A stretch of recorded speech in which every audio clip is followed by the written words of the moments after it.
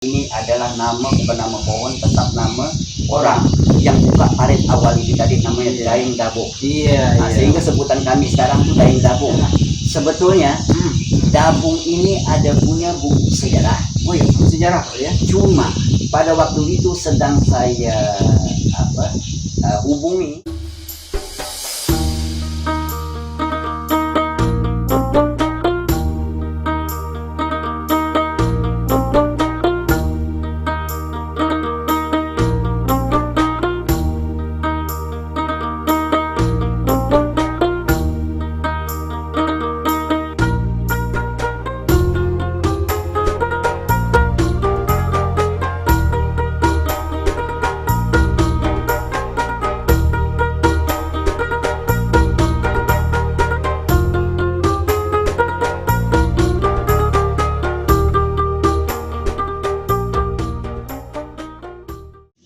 Assalamualaikum warahmatullahi wabarakatuh. Terus sobat-sobat Bule Dong, ketemu lagi dengan saya Bule Dong, Bule asli Dabong. Dan alhamdulillah sekarang sudah berada di Desa Dabong ya. Sekarang ini Bule Dong lagi ditemani oleh Pak Mudir kita yang biasa disebut dengan Pak Salman. Assalamualaikum Pak Mudir. Alhamdulillah baik kan. Jadi yang dimana kita YouTube Bule Dong pada hari ini sesuai dengan janji Bule Dong yang pada yang masa lalu ingin menggali potensi yang ada di Desa Dabong, salah satunya potensi sejarah ya. Jadi sebelum kita masuk ke arah sejarah, ini kita ketemu dengan Pak Muda kita yang dimana merupakan salah satu tokoh masyarakat yang berada di Desa Dabong ya. Dan kita akan menjelaskan maksud dan tujuan kita. Begini Pak Muda. Sebelum kita ke sana ada satu pantun, ini kita buat tanya untuk Pak Muda ini kan, yang dimana pantunnya itu bunyinya seperti ini. Bukan parang sembarang parang, parangnya tajam nak nebas rumput. Bule Dong datang bukan sembarang datang, tapi Bule Dong datang membawa maksud. Kira-kira macam mana nih tanggapan Pak Muda untuk maksud dan kedatangan saya tadi? Apakah diterima atau enggak? Kalau enggak terima, saya balik nih Bule Dong. Alhamdulillah diterima. Assalamualaikum warahmatullahi wabarakatuh. Selamat berjumpa di pagi hari ini. Ini juga ada sedikit pantun. Wah, mantap ini. Dari Sarawak. Singgah ke Sedong. Mampir sebentar di Medan Sri. Cakep. Maksud awak apanya dong? Apakah bisa saya bagi informasi? Wah sih, alhamdulillah pantun dibalas pantun. Ini juga merupakan salah satu kebudayaan kearifan kita yang dimana setiap komunikasi pantun ini adalah budaya yang sangat lama. Berarti ada mengandung sejarah pantun ini ya. Sungai Dabong terdapat jenis kepah. Salah satunya kepah bakau. Sungai Dabong ini saya dengar banyak sejarah. Kira-kira apa yang terjadi di masa lampau?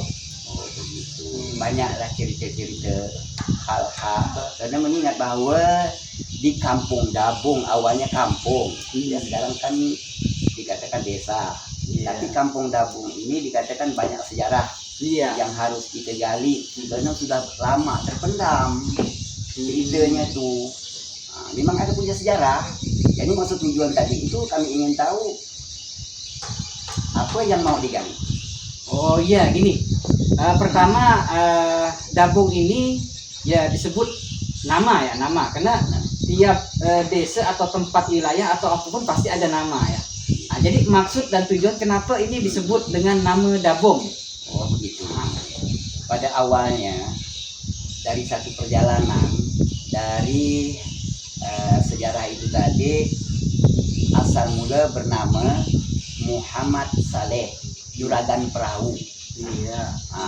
Mulai termasuk pedagang ya, merantau ketemu di sebuah dataran tinggi.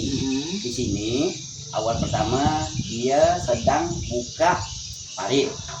Dia buka parit yang bernama buka parit itu tadi Daeng Dabong.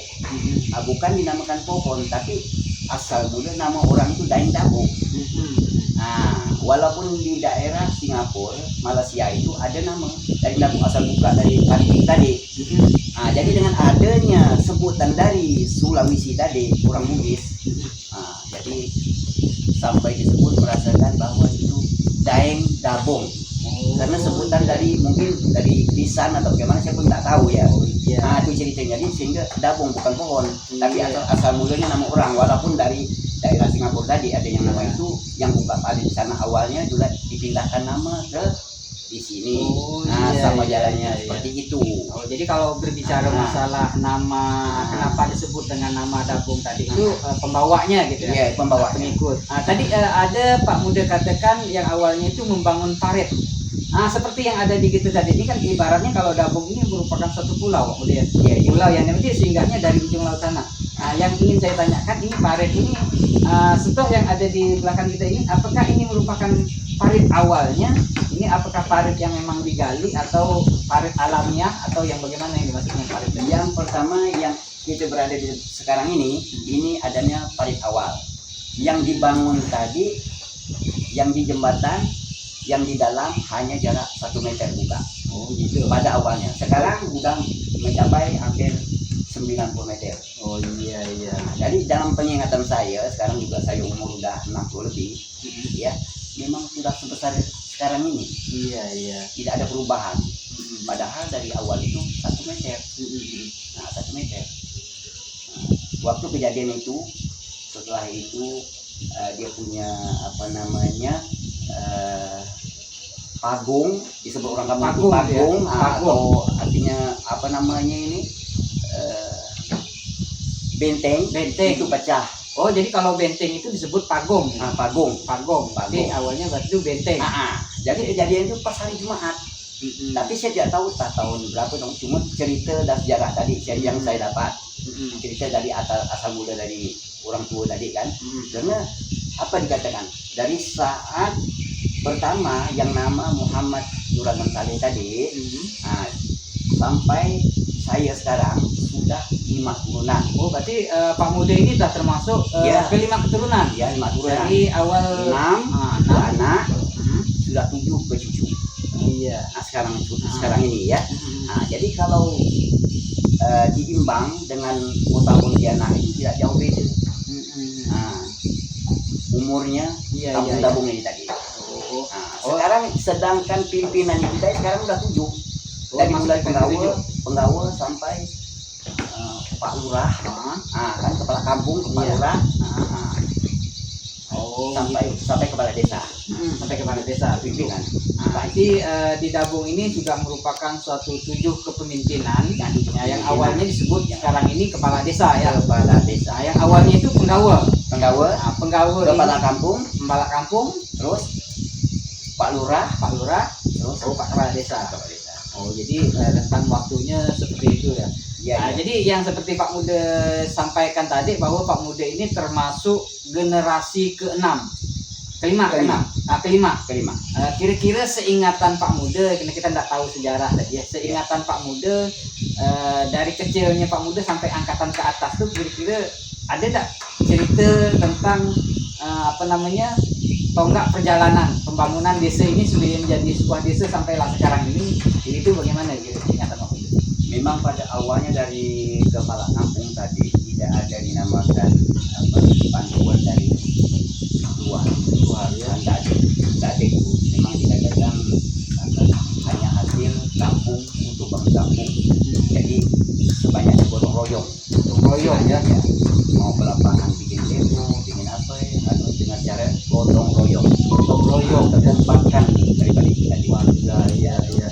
Lama kelamaan mulai dapat 300.000 itu mulai bantuan.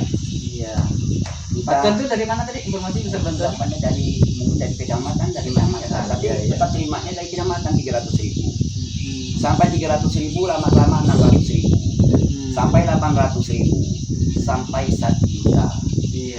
Sampailah sekarang ini bantuan ini disebut dengan ADD ya, dana desa gitu ya, yang pemerintah mungkin dari dulunya memang udah ada kontribusi, cuma tak terlalu besar. Bisa lah membangun jembatan pakai nibung. Nibung ya? Betul deh. Mohon maaf kita potong nih Pak Muda. Apakah tadi dengan sebutan yang Pak Muda bilang tadi nibung, apakah ada kaitan unsur dengan disebut dengan nama dabung tadi? Apa yang nibung? Iya nibung tak ada ya. Itu memang dikatakan tadi karena yang awal dari pertama itu tadi, maupun yang pernah turun temurun yang dari Sulawesi pernah ketemu saya, bahwa dia mengatakan ini adalah nama, bukan nama pohon, tetap nama orang yang buka parit awal itu tadi, namanya Daeng Dabong. Iya, Nah, sehingga sebutan kami sekarang tuh Daeng Dabong. Nah, ada berapa turunan di atas dia tadi itu, ketemuilah kampung itu, sehingga saya bisa ketemu dengan dia. Nah, karena di sana pun dia juga buka yang di daerah Malaysia, Singapura. Nah, sama. Oke, kembali lagi Pak Muda, yang Pak Muda katakan, kita kembali ke sejarah awal bahwa Dabong ini merupakan suatu pulau persinggahan. Nah, kira-kira menurut Pak Muda, yang seingat Pak Muda atau pernah mendengar cerita masa lampau, kira-kira yang singgah ini apakah dalam bentuk rombongan atau perorangan atau bagaimana gitu? Kira-kira jumlah orangnya sehingga dia bisa membangun kampung Dabong ini menjadi seperti inilah nyatanya gitu. Oh, gini. Memang dia punya satu perahu. Oh, gitu. Perahu itu tidak merupakan mesin, tapi pakai layar. Layar gitu. Layar itu apa Pak Muda? Layar itu? Layar itu umpamanya layar Kain. Nah, kain, Oh, jadi iya. kain. Nah, perahu berasal dari Sulawesi. Nah, jadi tempat persinggahannya dinamakan Tanjung Saleh.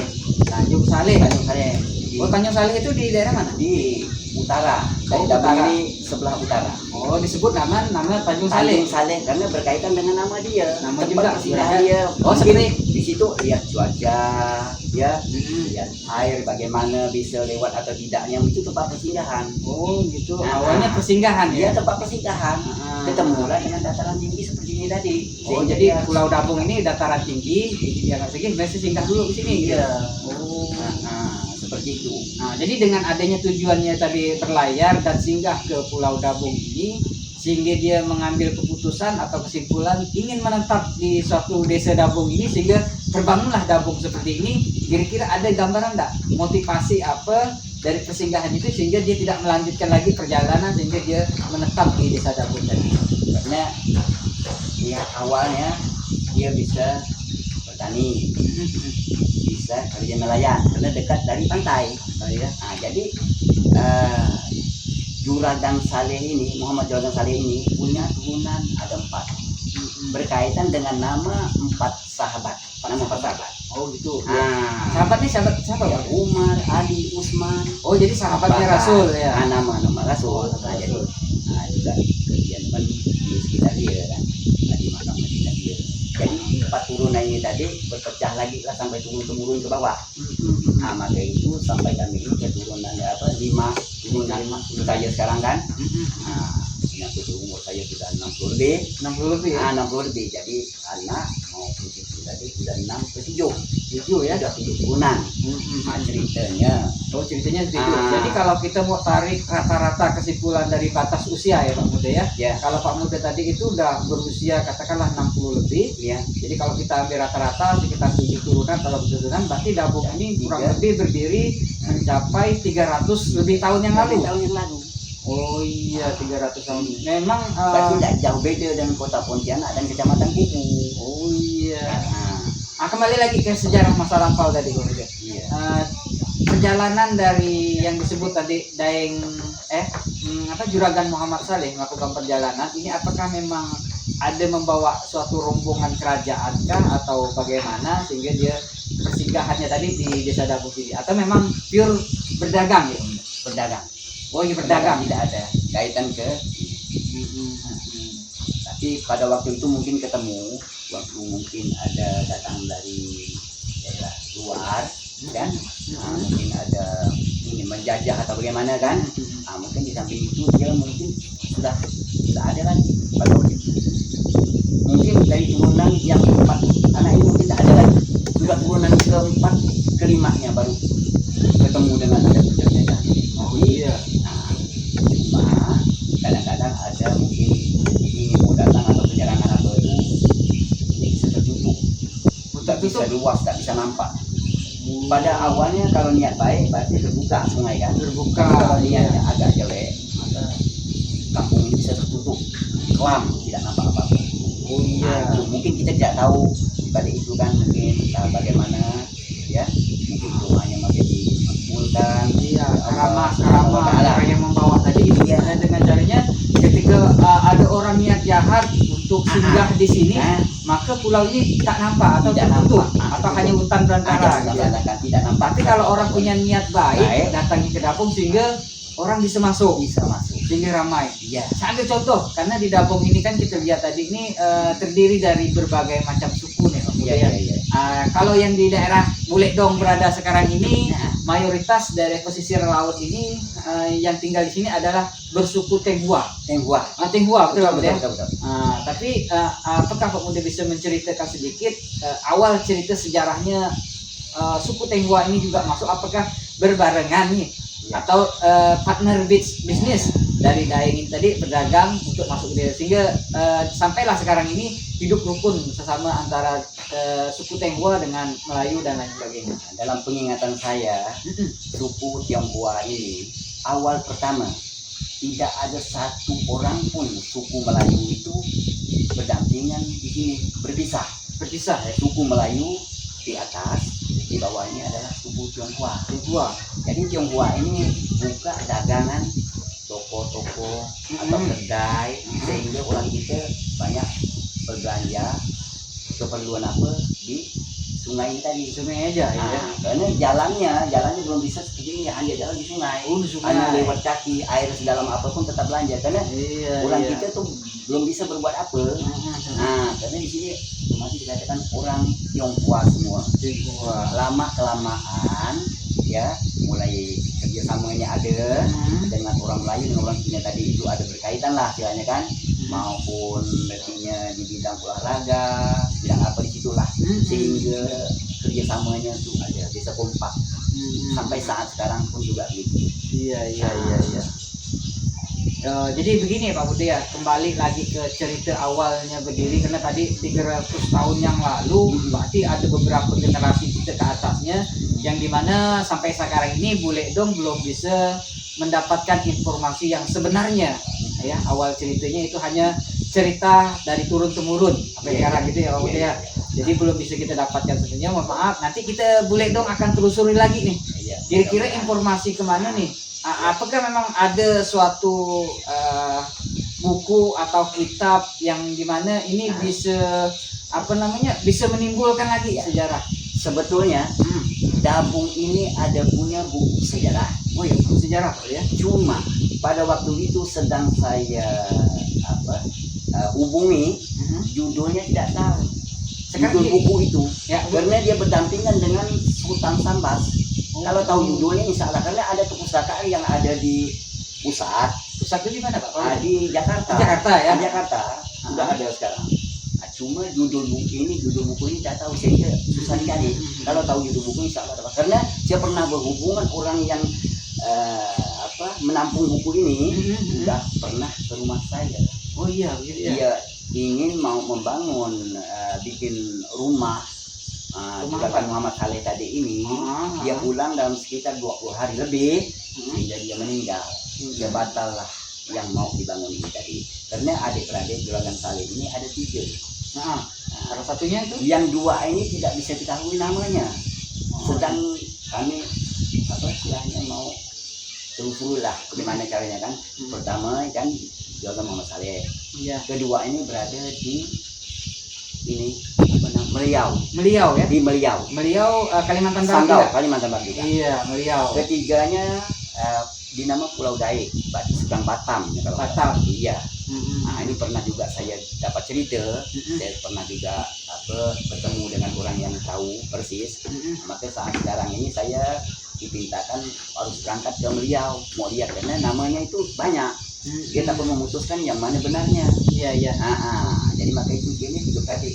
Oh, jadi 3 beradik ini Juragan Muhammad Saleh. Nama 2 ini kita yang tahu. 2 ini belum diketahui. Belum diketahui namanya. Tapi keberadaannya, peninggalannya itu ada sejarahnya itu di Meliau, sama di Batam. Oh, iya.